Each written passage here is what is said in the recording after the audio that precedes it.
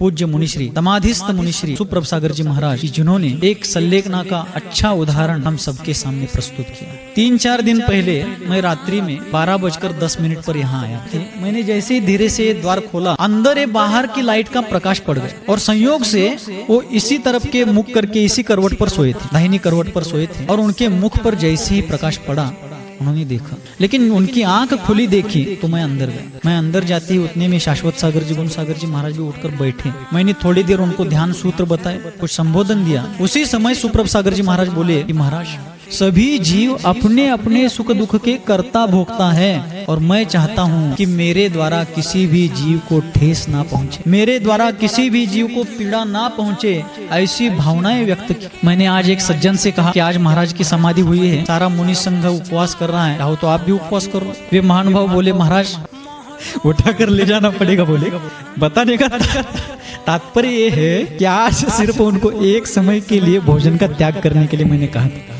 वे बोले कल मुझे उठा कर ले जाना पड़ेगा। जिनका 68 दिन तक समाधि साधना का काल चलता, 60 दिन तक नियम संलेखना चली। नियम संलेखना में क्रमशः उनको चीजें त्याग कराते गए आचार्य महाराज, और जबरदस्ती से उनके ऊपर कोई भी चीज नहीं थोपी गई। बस एक जो प्रक्रिया होती है, प्रोसेस होती है त्याग की, उसके अनुरूप उनके सामने विचार रखे गए, वे उसको फॉलो करते गए। यहाँ तक कि उन्होंने स्वयं चला करके अपने मन मर्जी से आचार्य महाराज से मार्गदर्शन और आशीर्वाद लेकर के अपनी इच्छा से बहुत सी चीजों का त्याग कर दिया। आसान नहीं है, लेकिन मैंने एक दिन का भोजन त्यागने के लिए कहा तो कल मुझे उठा कर ले जाने की बात उन्होंने कही।